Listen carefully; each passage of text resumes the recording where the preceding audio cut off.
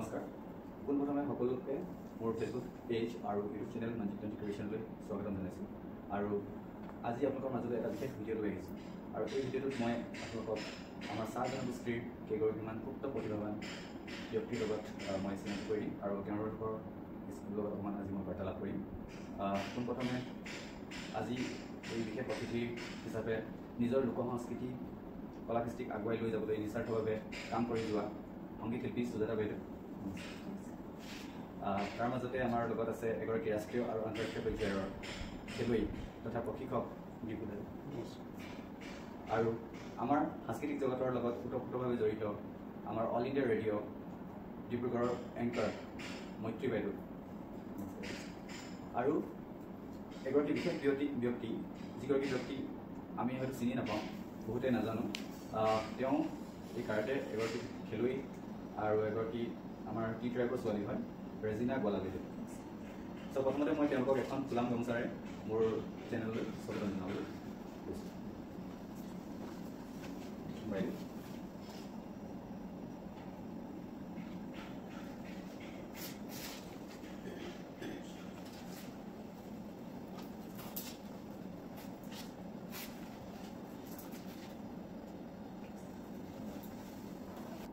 গতিকে আজি আমি আলোচনা কৰিম আমাৰ চাহ জনগোষ্ঠীৰ যিসকল প্ৰতিভাৱান ব্যক্তি তেওঁলোকক হয়তো আমাৰ সমাজৰ পৰা বহুত দূৰত থাকে তেওঁলোকক আমি চিনি নাপাওঁ বহুতৰ নজৰত আমি নাহোঁ তো আমি আজি আলোচনা কৰিম তাৰে মাজত উপস্থিত আছে ৰেজিনা বাইদেউ প্ৰথমতে আপোনাৰ পৰা আৰম্ভ কৰিম যিহেতু আমি বাকীসকল বাইদেউ সুজাতা বাইদেউ আমি গান শুনো মৈত্ৰী বাইদেউৰ কথা বা দীপুদা তেওঁলোকৰ যিহেতু আমি অকণমান প্ৰকাশত আহিছে কিন্তু আপুনি আজিলৈকে আমাৰ সমাজৰ বহুত মানুহে চিনি নাপায় তো ইয়াৰ বিষয়ে আমি অকণমান আলোচনা কৰিম প্ৰথমতে আপোনাৰ পৰিচয় আপুনি কিহৰ লগত জড়িত তাৰ বিষয়ে অকণমান নমস্কাৰ মোৰ নাম শ্ৰীমতী ৰেজিনা গোৱালা মই কাৰাটে খেলুৱৈ আৰু মই বাগানৰ এজন শ্ৰমিক আৰু মই হ'ল আৰু মোৰ বহুত খেলি আছোঁ কাৰাটে কৰি আছোঁ আপোনাৰ মানে আপুনি এইটো লাইনত কেনেকৈ আহিলে বা কেতিয়াৰ পৰা এইটো লাইনত জড়িত খেলৰ লগত কেতিয়াৰ পৰা জড়িত মই 2016 চনৰ পৰা জড়িত মই ক্লাছ 8ত যেতিয়া পঢ়িছিলোঁ তেতিয়াই আমাৰ ঘৰৰ যেনেকৈ আমাৰ বাগানতে পাপাৰ ৰিটায়াৰমেণ্ট আহিলে আমাৰ ঘৰৰ ছোৱালী 6জনীৰ ভিতৰত মই 5 নম্বৰজনী আৰু মোতকৈ সৰু ভণ্টি এজনী আছে আৰু 22 বিয়া তো আমাৰ পাপাৰ যেতিয়া ৰিটায়াৰমেণ্ট আহিলে তেতিয়া মানে আমাৰ ঘৰত তেনেকুৱা পাপাৰ গধূলি কাম কৰা মানুহ নাই তেতিয়া মোৰ 15 বছৰ হৈছিল তেতিয়া মানে মোক ল'ব লগা হ'ল কামটো ঘৰ চলাবৰ কাৰণে আৰু মাও নোৱাৰে মাক প্ৰেছাৰ আৰু বুঢ়ী হৈ আছে আৰু নোৱাৰে তো তেতিয়া মানে মোৰ ক্লাছ 8ত স্কুল এৰাই গ'ল মোক পঢ়িবলৈ খুব মন কিন্তু মই এতিয়া কামটো নকৰিলেও নহ'ব ভণ্টি এজনী আছে তাৰ পঢ়া চাব লাগিব মইতো চাব লাগিব সেইটো কাৰণে মই স্কুল এৰিকে কামটো ল'লোঁ কিন্তু মোক কিবা এটা কৰিবলৈ মানে পঢ়িবলৈ বা আগুৱাই যাবলৈ বহুত ইচ্ছা আছিলে তো এনেকৈ আমাৰ বাগানত যেতিয়া গছপুলি ৰোৱা হয় চাহগছ তেতিয়া মানে আন্ধাৰতে গৈকে তাত গছপুলি ৰোৱা হয় তো এনেকৈ মই ৰাতিপুৱা 5টা মানত গছপুলি ৰুবলৈ বাগান কামত গৈ আছিলোঁ তেতিয়া চালোঁ মানে মোৰ কোচ তপন ভূঞা ছাৰ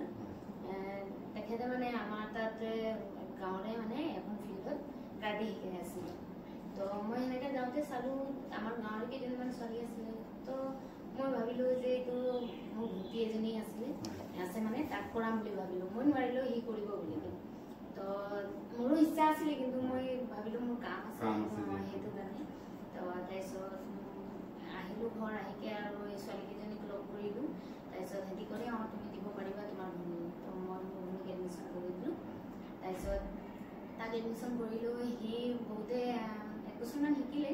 1 বছৰ 6 মাহমান শিকিলে তাৰপিছত মই সদায় যাওঁ ভণ্টিক লৈকে যাওঁ ৰাতিপুৱা 4টাতে গৈকে তাত প্ৰেক্টিছত দি দিওঁ তাৰপিছত সি প্ৰেক্টিচ কৰি থাকে আৰু মই আধা মাজৰ পৰা মানে অকণমান দেৰি তাত বহি চাওঁ আৰু কামলৈ গুচি যাওঁ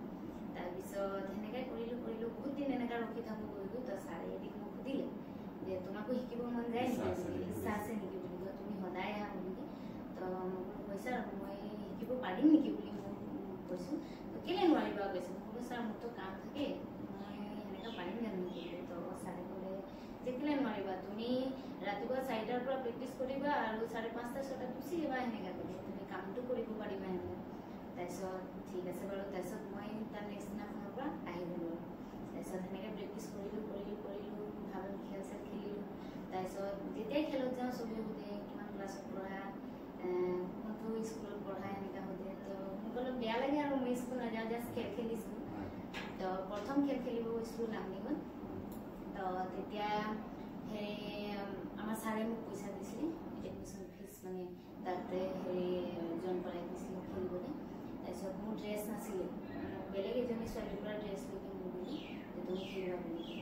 তাৰপিছত তেতিয়া মই ঘৰতো বহুত বাধা পাইছিলোঁ ঘৰত মা পাপাই মানে ভাল নাপাইছিল ছোৱালী মানুহে চব শিকি লাভ নাই আৰু ঘৰৰ ওচৰ পাছৰ মানুহকেইটাও কৈছিলে যে সেইবোৰ কৰাই কিনো লাভ এতিয়া এইচব কৰি কি পাব তাৰপিছত ঘৰত দিয়া নাছিলে মই মানে মনে মনে ৰাতিপুৱা মনে মনে ওলাই আহি যাওঁ কাম যাওঁ বুলি সোনকালে আৰু কৰোঁ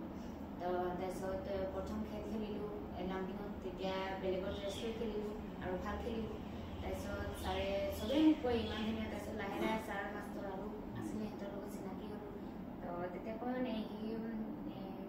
পঢ়ে নাই বুলি তো মোক কয় মইতো পঢ়া নাই এতিয়া স্কুল এৰি দিয়া হ'ল এনেকৈ প্ৰব্লেম তো আমাৰ কষ্ট বন্ধুহে ছাৰে ক'লে তোমাৰ অকল খেলটো খেলিলেও নহ'ব পঢ়াটো বহুত ইম্পৰ্টেণ্ট তো ছাৰে তাৰপিছত আমাৰ তাৰ এই মহবাৰী খাৰাবাৰী হাই স্কুলত তাত গৈকে কথা পাতি দিলে যে ই মানে জাষ্ট টিউশ্যন ল'ব আৰু এক্সামটো দিকে মানে পঢ়িব পাৰিব নাই বুলি তাৰপিছত ছাৰে সেনেকৈ আহিলে আমাৰ ছাৰৰ লগত কথা পাতিলে তাৰপিছত ছাৰে ক'লে অঁ পাৰিব কেলৈ নোৱাৰিব বুলি ক'লে তাৰপিছত মই সেনেকাই মানে অকল এক্সাম দিবলৈ যাওঁ আৰু টিউশ্যন লৈ দিছিলে ছাৰে টিউশ্যন কৰোঁ আৰু এক্সাম দিওঁ সেনেকুৱাকৈ মই মেট্ৰিকটো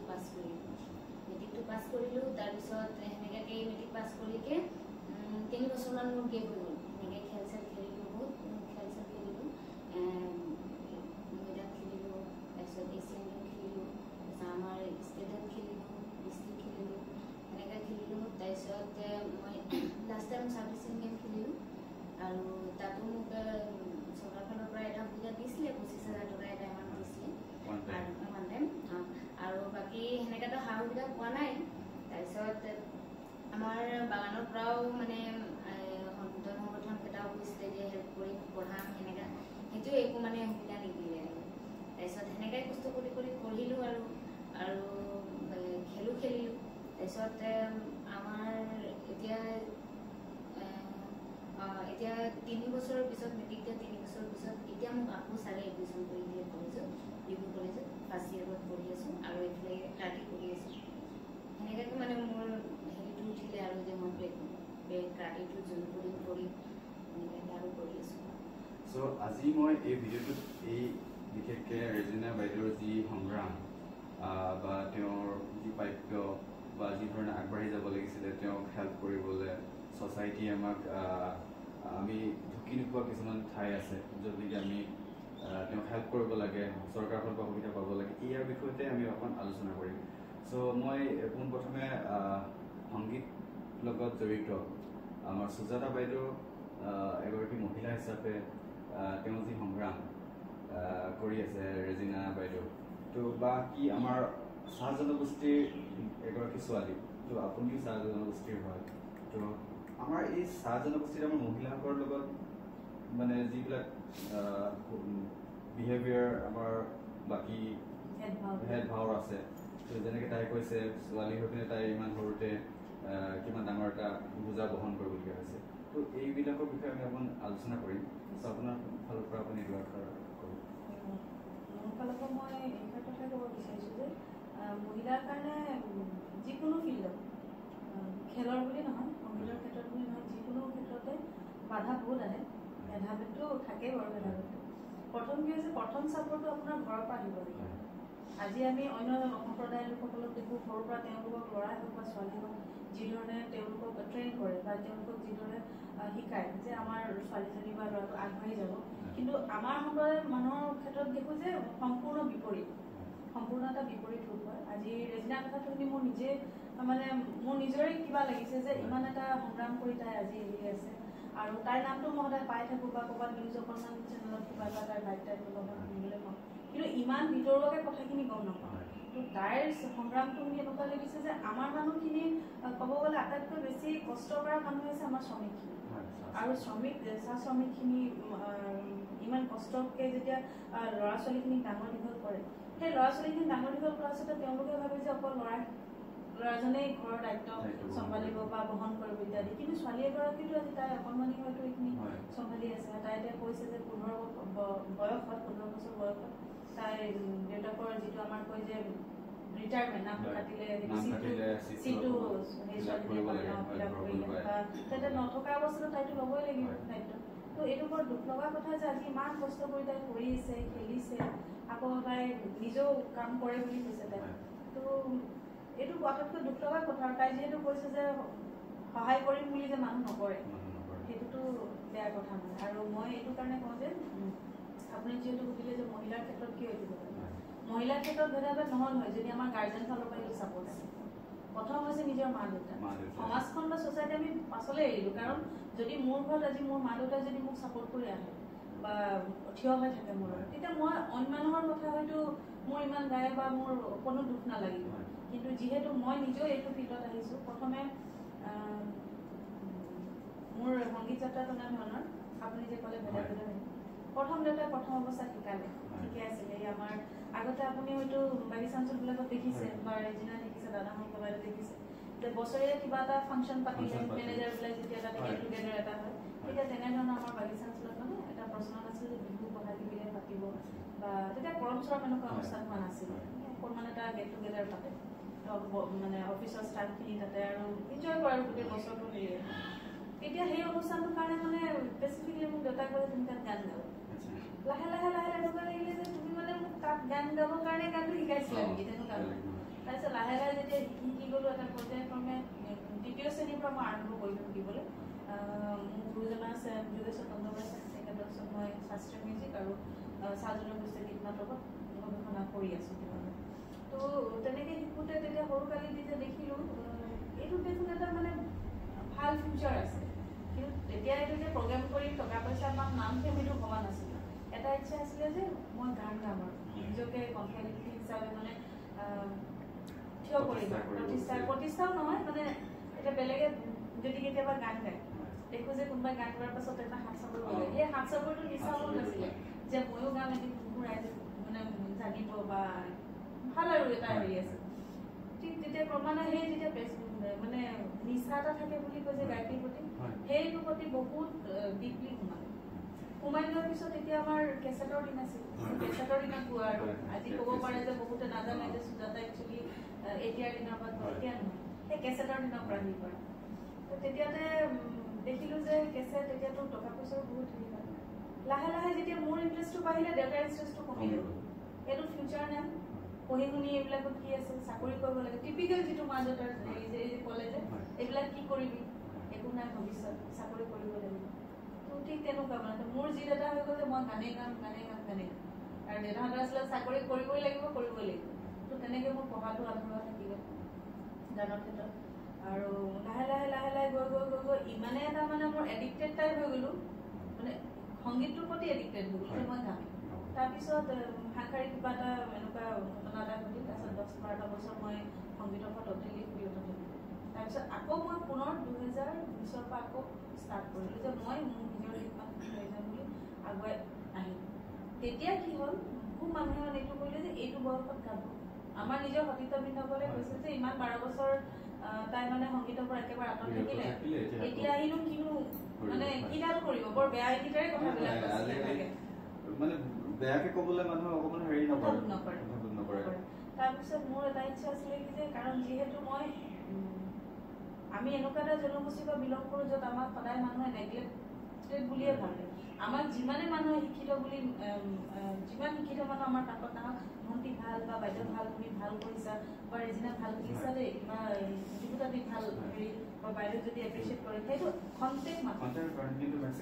বেয়া পায় আৰু কি হৈছে আমি কি ভাবোঁ যে আমাৰ সেই খন্তেকীয়াটো আমি ভাবিলোঁ যে আমাক বহুত ভাল কিন্তু আচলতে সেইটো নহয় যদি কোনোবা মানুহে যদি আমাক যদি অকণমান প্ৰশংসা কৰিছে তাৰ পিছপিনে কিন্তু আমাক 10টা গালিয়ে পাৰিছে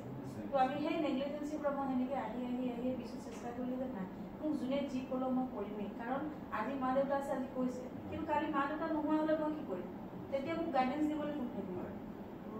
then I decided that I will মই এজ এ প্ৰফেশ্যন এইটো ল'ম কিন্তু প্ৰফেশ্যন হিচাপে ল'ম কিন্তু মোৰ এটা জিদ আছিলে যে মোৰ নিজৰ জনগোষ্ঠী গীত মাতৰ ওপৰতে মই কাম কৰোঁ তাৰপিছত সেনেকৈ ষ্ট্ৰাগলিং পিৰিয়ড গ'ল যাওঁতে এতিয়া ৰিচেণ্টলি অনাতা শিল্পী কণ্ঠ পৰীক্ষা পাছ কৰিলোঁ গম পাই তাৰপিছত সকলোৰে আশীৰ্বাদ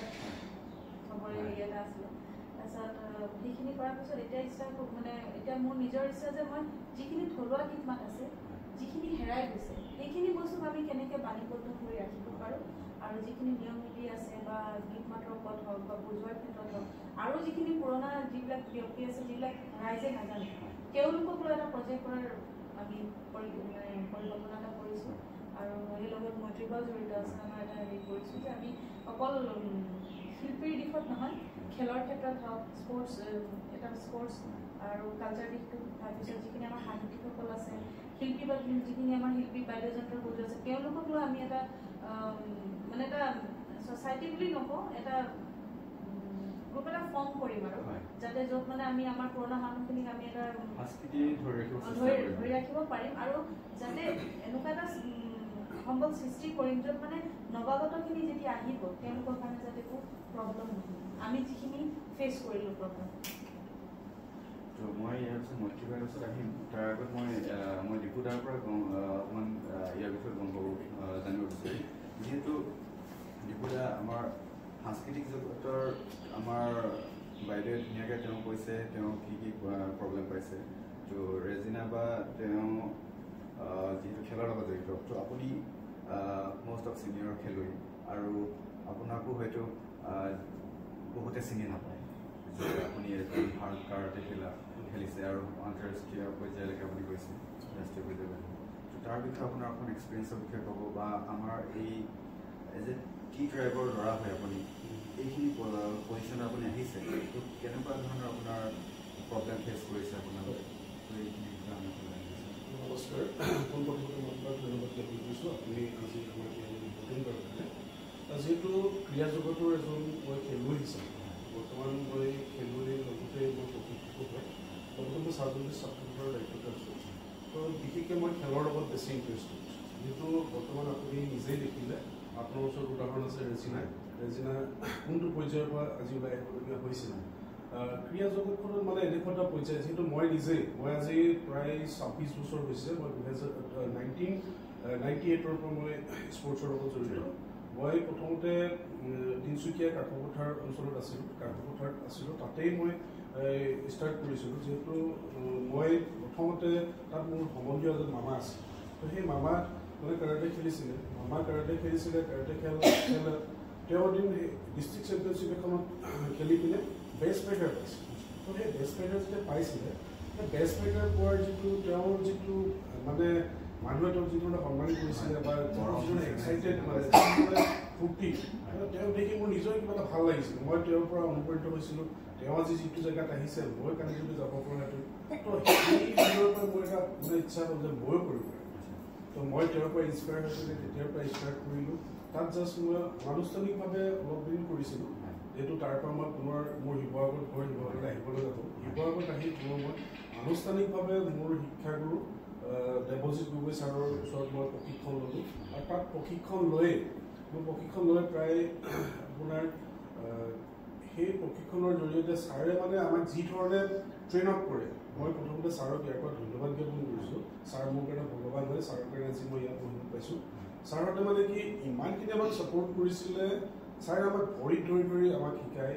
খেলিবলৈ গ'লে কেতিয়াবা আমাৰ পইচা পাতিৰ অসুবিধা হয় ছাৰে যিমানখিনি পাৰে পইচা পাতিও আমাক সহায় কৰিছিলে আৰু সেই ছাৰৰ কাৰণে আজি এই লগত পাইছোঁ মই এইটো কাৰণে ছাৰক ইয়াৰ পৰা মই নমস্কাৰ কৰিছোঁ আপুনি আপোনাৰ কাৰণে এইটো জেগা পাইছোঁ গতিকে সেই ছাৰহঁতে আমাক যিধৰণে প্ৰশিক্ষণ দিলে প্ৰশিক্ষণ দিয়াৰ পাছতে জিলা পৰ্যায়ত খেল খেলিলোঁ জিলা পৰ্যায়ৰ পৰা ৰাজ্যিক পৰ্যায়ত গ'লোঁ ৰাজ্যিক পৰ্যায়ৰ পৰা ৰাষ্ট্ৰীয় পৰ্যায়লৈ গ'লোঁ আন্তঃৰাষ্ট্ৰীয় পৰ্যায়লৈ এই যিটো মানে আমাৰ জাৰ্ণি এই জাৰ্ণিটোত মানে কি হৈছে বহুত আমাৰ ঘাট প্ৰতিঘাত আছে মানে আজি জিলা পৰ্যায়ত যেতিয়া মেচটো খেলোঁ জিলা পৰ্যায়ৰ মেচটো আমাৰ মানে যিখিনি কৈছে এনেকুৱা হৈ গৈ কেতিয়াবা মানে যিটো আমাৰ এণ্ট্ৰি ফিজ এই এণ্ট্ৰি ফিজটো দিবলৈও আমাৰ অসুবিধা হৈ যায় তো তেনেকুৱা এটা ফেমিলিৰ পৰা বিলংছ কৰিছিলোঁ তাৰ পৰা কিন্তু এটা কথা মোৰ নিজৰ হেৰি আছিলে যে মই যি হওক নহওক মোৰ যিটো দৰিদ্ৰতাই কেতিয়াও মোক ৰখাব নোৱাৰে মোৰ ইচ্ছা আছিল আৰু মোৰ ইচ্ছাৰ যিটো জীৱনত সদায় মই এটা কথা হেৰি কৰোঁ যে মই যিটো কৰিম মোক যেনেকুৱা সমস্যা হওক মই সমস্যাটোক আঁতৰত ৰাখি মই মোৰ এফৰ্ট দি হ'লেও মই কৰিম আৰু সেই যিটো মনৰ মানে সাহস বিশ্বাস আছিলে সেই সাহসৰ বিশ্বাসৰে মই আগুৱাই গৈছিলোঁ জিলা পৰ্যায়ৰ খেল খেলিলোঁ জিলা পৰ্যায়ত যিহেতু আপোনাৰ মই গ'ল্ড মেডেল পাইছিলোঁ লগত বেষ্ট ফাইটাৰ পালোঁ ঠিক সেইধৰণে ষ্টেট লেভেলত গ'লোঁ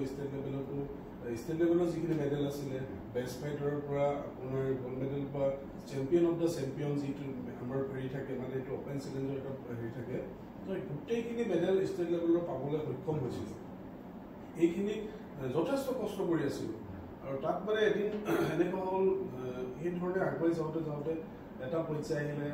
যেতিয়া নেশ্যনেল লেভেলৰ চিলেকশ্যন হ'ল নেশ্যনেল লেভেলৰ চিলেকশ্যনৰ জাৰ্ণিটো আজিও মোৰ মানে ভাবিলে কিবা লাগে নেশ্যনেল লেভেলত প্ৰথম পাইছোঁ খেলিবলৈ মুম্বাইত পাইছোঁ মুম্বাইত যেতিয়া খেলিবলৈ গৈছোঁ মুম্বাইত খেলিব যাওঁত মানে যোৱাৰ আগমুহূৰ্তত এনেকুৱা এটা চিটুৱেশ্যনো ফেচ হ'ল যিহেতু তাত যাবলৈ হ'লে পইচা পাতিৰ যিটো ফাইনেন্সিয়েলি প্ৰব্লেমটোৱে মোক মানে সেইদিনাখন হঠাৎ কৰিছিলে কি হ'ব এতিয়া মই যেতিয়া চিলেকশ্যন হ'লোঁ দেউতাকে হেৰি কৰোঁ দেউতা মই মুম্বাই যাবলৈ চান্স পাইছোঁ মই খেলিব লাগিব দেউতাই সেইদিনাখন ক'লে মোৰতো ওচৰত পইচা নাই মই এতিয়া এইটো কেনেকৈ পঠাম তো সেইদিনাখন মানে এতিয়া মই কি কৰিম দেউতাৰ ওচৰত পইচা নাই কাক কৰিম কি কৰিম ছাৰকো গৈ ক'লোঁ ছাৰ এনেকৈ কথা মই যাব নোৱাৰিম কিন্তু মোৰ বহুত ইচ্ছা আছিল খেলিম মুঠতে তো তাৰপাছত মই সেইদিনাখন ছাৰে ক'লে চাওঁ মই কিবা যদি কৰিব পাৰোঁ ছাৰো মানে ইমান হেৰি নাছিলে চবক কিমানখিনি সহায় কৰিব পৰা নাছিলে তথাপি ছাৰে কিবা চেষ্টা কৰিম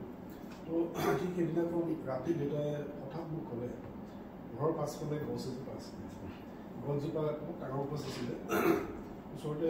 কাঠৰ বেপাৰী এটা আছিলে মোক ক'লে তাৰ লগত কথা পাত যদি গছজোপা সি লয় তো সেই গছজোপা বিক্ৰী কৰিলে তই যি পাওঁ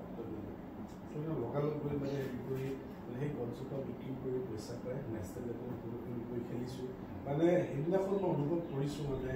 দেউতাহঁতে আজি আমাক যদিও ইচ্ছা কৰে কিন্তু ইচ্ছা কৰিও মানে পঠাম বুলি ক'লেও তেওঁলোকৰ যিটো যিটো মানে সবল নোহোৱাৰ কাৰণে তেওঁলোকে আমাক ক'ৰবাত হয়তো ৰখাই থয় তেনেকুৱা সেইদিনাখন অনুভৱ হৈছে আৰু সেইদিনাখন মই নিজে একদম মোৰ যিটো সপোন আছিলে মই সেইদিনাখন মই নিজক মানে এটা চেলেঞ্জিঙত কৈছোঁ যে দেউতাহঁতে যিটো কষ্ট কৰি পিনে আমাক এই খেল জগতখনৰ কাৰণে এতিয়া আগুৱাই দিছে মই কিন্তু এদিন দেউতাহঁতৰ কাৰণে সন্মান কঢ়িয়াই আনিম ঠিক সেইধৰণে নেশ্যনেল লেভেলত গ'লোঁ মই মুঠতে মোৰ এটাই এইম আছিলে যে মই মেডেল লগাম মই খেলিম মই যেতিয়া খেলিবলৈ যাওঁ খেলিবলৈ যোৱাৰ সময়ত মোৰ এটা হেৰি আছিলে মই মানে বেলেগ একো নকৰোঁ মই যাওঁ যেতিয়া তাত খেলৰ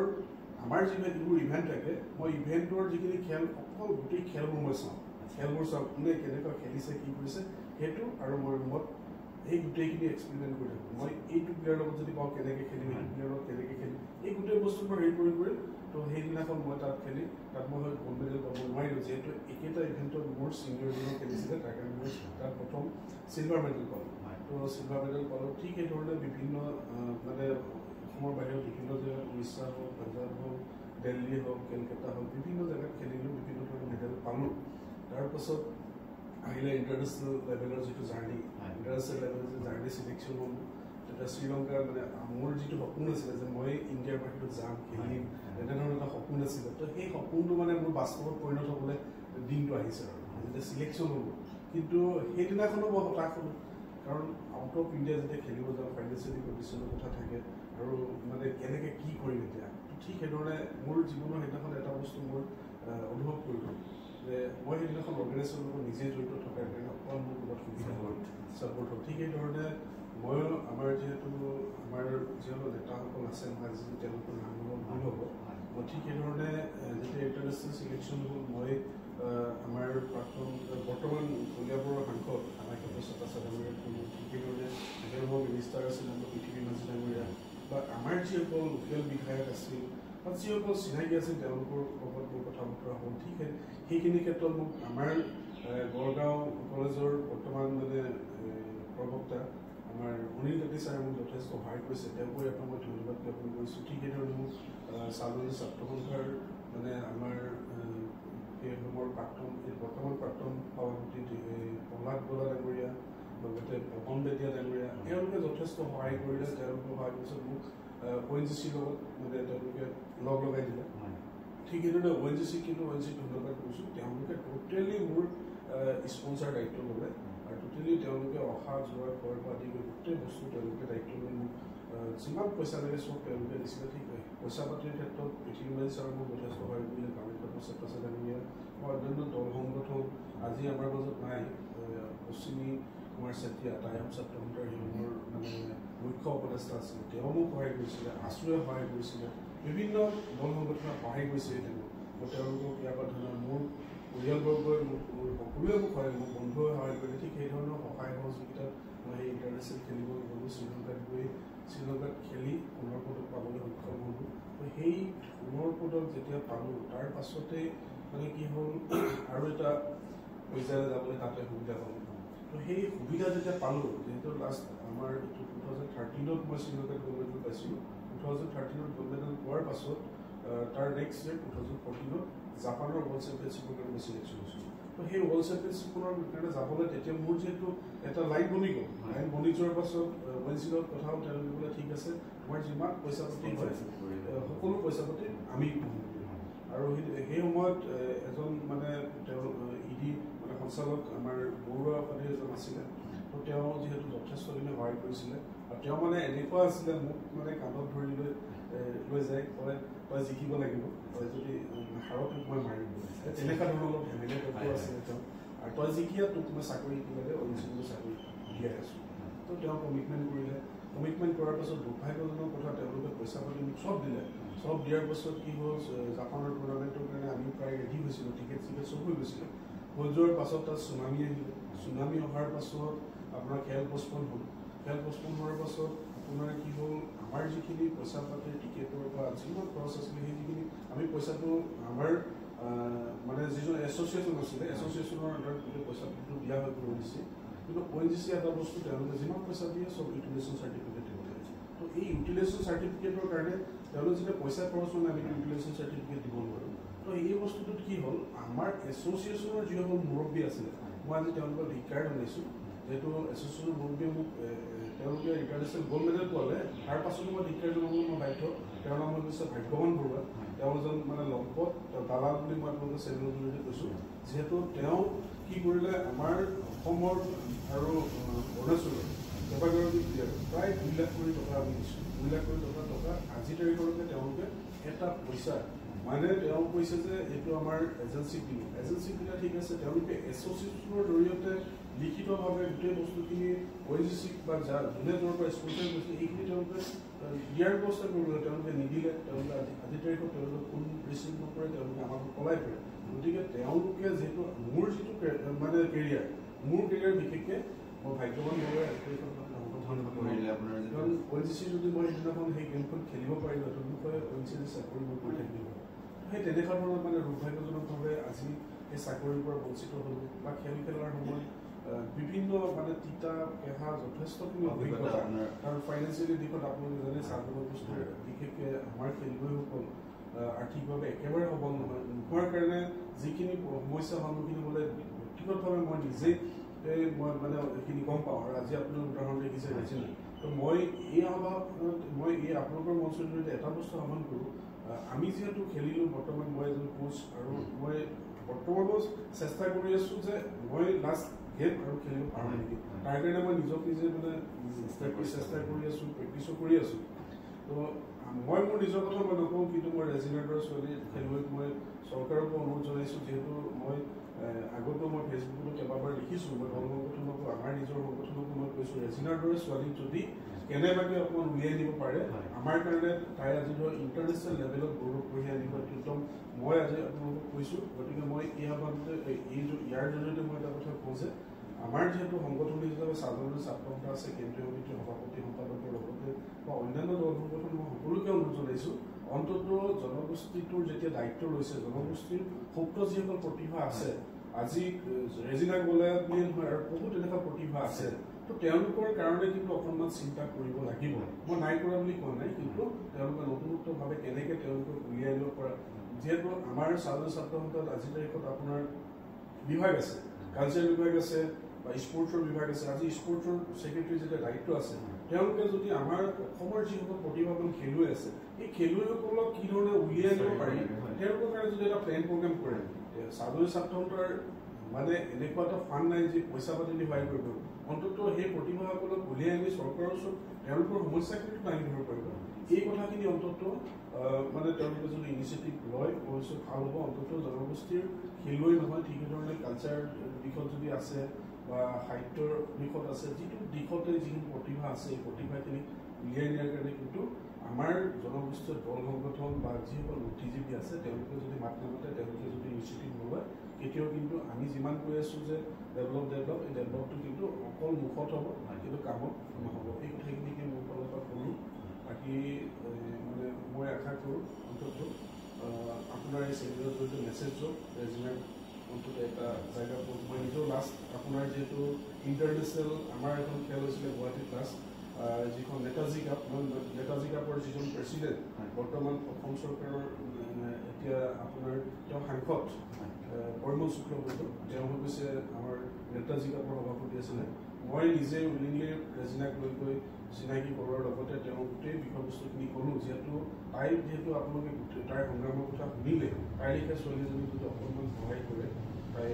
কোনটো পৰ্যায়লৈকে যাব পাৰিব গোটেই বিষয়বস্তুখিনি মই তেওঁকো ক'লোঁ আৰু যদি মই পাৰোঁ মানে যদি অসম চৰকাৰৰ মাননীয় মুখ্যমন্ত্ৰীকো যদি ক'বলগীয়া এটা সুবিধা পাওঁ মই তাইৰ বিষয়ে মই কওঁ গতিকে এইখিনি কথাই মই ক'লোঁ বহুতো আৰু ঘাট প্ৰতিঘাত আছে যিহেতু ইমান দীঘলীয়া নকৰোঁ বাইদেউতো আছে এইখিনি কথাই মই বিশেষকৈ আজি মই বিশেষকৈ আমি যিবিলাক সুপ্ত প্ৰতিভাৰ গৰাকী আমাৰ বিশেষকৈ TGL চাহ শ্ৰমিকৰ বেকগ্ৰাউণ্ডৰ পৰা আমি যিসকলে বিলং কৰে তো মই তেওঁলোকক অকণমান আজি ফ'কাছ কৰিব বিচাৰিছোঁ বিশেষকৈ এই ৰেজিনা বাইদেউ এতিয়া ডিপুদেৱে ক'লে যে তেওঁ যিবিলাক ঘাট প্ৰতিঘাত তেওঁ পাই আহিছে তো ৰেজিনা বাইদেউ এতিয়া উঠি আহিছে উঠি অহা মানে এগৰাকী খেলুৱৈ আৰু উঠি অহা বুলি কওঁ কাৰণ তেওঁ এতিয়া তেওঁ আপোনালোকে গম পাইছে তেওঁৰ কথা শুনিছে আপোনালোকে জানিব পাইছে যে তেওঁ কিদৰে কষ্ট কৰিছে আৰু তেওঁ এতিয়ালৈকে যিখিনি সুবিধা পাব লাগে যিখিনি তেওঁ গাইডেঞ্চ পাব লাগে সেইখিনি তেওঁ পোৱা নাই চ' ইয়াৰ মাজত মই আমাৰ অল ইণ্ডিয়া ৰেডিঅ' ডিব্ৰুগড়ৰ পৰা মৈত্ৰী বাইদেউ আছে মৈত্ৰী বাইদেউৰ লগত মই কথা পাতিব চেষ্টা কৰিম বাইদেৱে আমাক জনাব যে আমাৰ এই চাহ জনজাতি লৈ তেওঁলোকে অল ইণ্ডিয়া ৰেডিঅ'ৰ এগৰাকী এংকৰ হিচাপে তেওঁ কেনেধৰণে কিবা দিশ আছে নেকি আমি আগুৱাই লৈ যাব বা কিবা আমি হাইলাইট কৰিব পৰা কিবা ব্যৱস্থা আছে নেকি বাইদেউ মই নমস্কাৰ জনাইছোঁ আপোনালোকৰ জনাইছোঁ মই কেতিয়াও ভবা নাছিলোঁ যে চাহ জনগোষ্ঠীৰ এগৰাকী ছোৱালী হয় মই কেন্দ্ৰীয় চৰকাৰৰ আকাশবাণী ডিব্ৰুগড় কেন্দ্ৰত চাকৰি পাওঁ আজি মই এইটো পৰ্যায়ত থিয় হয় মই এইটোৱে চেষ্টা কৰোঁ যে আমাৰ চাহ জনগোষ্ঠীৰ যিমানেই প্ৰতিভাৱান ল'ৰা ছোৱালী আছে সাহিত্যিকে হওক শিল্পী হওক বা খেলুৱৈ হওক তেওঁলোকক মই উলিয়াই আনি এখন মঞ্চ দিব বিচাৰোঁ তেওঁলোকক সাক্ষাৎকাৰ লৈ তেওঁলোকৰ বিষয়ে মই ৰাইজক জনাব বিচাৰোঁ যে তেওঁলোকৰ যি প্ৰতিভা আছে যদি কোনোবা বা চৰকাৰে সহায় কৰে তো তেওঁলোক আগবাঢ়ি যাব পাৰিব আমাৰ অৰ্থনৈতিক অৱস্থা হোৱাৰ কাৰণে আজি আমাৰ যিখিনি প্ৰতিভাৱান খেলুৱৈ হওক বা শিল্পী আছে তেওঁলোকে আগবাঢ়ি যাব নোৱাৰে তো সেনেকুৱা কিছুমান মই সৰুৰ পৰা মোৰ আশা আছিলে যে আগতে মানে কি ৰেডিঅ' ঘড়ী নাথাকে ৰেডিঅ' লৈ আমি চব সময়বোৰ সেনেকৈ পাৰ কৰোঁ স্কুল আহোঁতেও আমি এই যেতিয়া চাৰে 8টা হয় গীতাঞ্জলি দিয়ে তেতিয়া আমি গা চা ধুই 9টা বজাত স্কুল ওলাই যাওঁ আৰু এনেকুৱা হৈছে স্কুল আহোঁতে আমি মানে আমাৰ লাইনৰ ফালেদি মানে কলনী এটা আছে সেইফালেদি যাওঁতে ল'ৰা কিছুমানে বা কিছুমান মানুহে কয় আৰু বাগানৰ ছোৱালী আছে তাইক এইফালে যাব নিদিবি স্কুলত দলিয়াই আমাক গালি দিয়ে সেনেকৈ কৰে তাৰপিছত আমাৰ পেহী এগৰাকী আছে পেহী থৈ যায় কেতিয়াবা দেউতাহঁতে থৈ যায় তাৰপিছত মানে স্কুলত বহিলেও এনেকৈ কৰে যে বাগানৰ ছোৱালীলৈ পিছত বহা আগত বহিব নিদিয়ে প্ৰথমতে টাইটেলটো সুধে কি হয় কি মানুহ হয় কি জাতি হয় তেতিয়া মানে চাহ জনগোষ্ঠী বুলি মানুহৰ ইমান হেৰি নাছিলে তেতিয়াহে বেছিকৈ আমি অৱহেলা কৰিছিলে তাৰপিছত এতিয়াও সেইটো মই পাওঁ কিছুমান ক্ষেত্ৰত তাৰপিছত মই ব্লেক এণ্ড হোৱাইট টিভি আহিলে যেতিয়া টিভিত যেতিয়া আমি এই অনুষ্ঠানবোৰ চাওঁ মানে কিবা এৱাৰ্ড ফাংচনবোৰ পাওঁ যে সেইবোৰ চাই চাই মোৰ সেইবোৰ খুব কৰিব মন যায় ৰেডিঅ' যেতিয়া নিউজ শুনো ইংলিছ হওক বা হিন্দী সেইবোৰ শুনি মই আইনাত প্ৰেক্টিছ কৰোঁ মানে তাৰপিছত সেই প্ৰেক্টিছ কৰি কৰি যেতিয়া মই গ্ৰেজুৱেশ্যন ল'লোঁ তেতিয়া ৰেডিঅ' চেণ্টাৰত অডিশ্যন দিলোঁ তাৰপিছত 1995 পৰা মই বৰ্তমানলৈকে কৰি আছোঁ। তো তাত মই যিমান পাৰোঁ আমাৰ চাহ জনগোষ্ঠীৰ চুকে অসমৰ চুকে কোণে থকা এই প্ৰতিভাৱান ল'ৰা ছোৱালীখিনিক মাতোঁ আৰু তেওঁলোকক মানে এটা প্লেটফৰ্ম দিওঁ যাতে তেওঁলোক অকণমান আগবাঢ়ক, শিল্পী হিচাপত ওলাই যাব বা সাহিত্যিক হিচাপত তেওঁলোকৰ অসমত নাম থাকক বা ভাৰতত মই এইটো চেষ্টা কৰোঁ। আৰু এনেকুৱা হয় কিছুমান ক্ষেত্ৰত মানে আমাৰ চাহ জনগোষ্ঠীৰ মহিলাসকল ক'বলৈ গ'লে চাহ গছজোপাই নিজৰ ল'ৰা ছোৱালীৰ নিচিনা ডাঙৰ দীঘল কৰে। ইমান কষ্ট কৰাৰ পিছতো তেওঁলোকে মানে কাম কৰি আহে, ইয়াত ধুনীয়াকৈ গীত পৰিৱেশন কৰে, যিবোৰ আমাৰ আগৰ আছিলে। এতিয়া কথাটো নকওঁ, এতিয়াতো বহুতেই আগবাঢ়িছে। তেওঁলোক মানে ৰেডিঅ'লৈ আহিলে মানে ইমান মানে আশা লৈ আহে যে আজি আমি ৰেডিঅ' চেণ্টাৰত যাম, গান গাম, আজি আমাৰ মাতটো ৰেডিঅ'ত ওলাব। তেতিয়াতো ঘৰে ঘৰে ৰেডিঅ' আছিলে, এতিয়া টিভি আৰু মোবাইলৰ কাৰণে তেওঁলোক কমি আছে বুলি কয়, কিন্তু নহয়, এতিয়াও ৰেডিঅ'ৰ প্ৰচাৰ সমানেই আছে মানুহৰ মাজত। তো সেই মানুহখিনি যেতিয়া ওলাই আহে মানে ভাল লাগে, তুমি সিহঁতৰ মুখৰ পৰা যাম, ৰেডিঅ'ত গান গাব যাম। যিমান পুৰণা পুৰণা গীতবোৰ আছে আমাৰ চাহ জনগোষ্ঠীৰ বিয়াই হওক বা আপোনাৰ চৰাই পৰৱৰ হওক, কৰ্মৰ গীত ঝুমুৰ হওক, এই বিভিন্ন ধৰণৰ গীত মাতসমূহ মই তেওঁলোকক মানে কওঁ, আপোনালোকে এইটো আজি কৰ্মৰ বতৰ হয়, আপোনালোকে কৰ্মৰ গীত গাব, ভাল লাগিব শুনি, বা চৰাই পৰৱ আহিলে চৰাই গীত গাওঁ,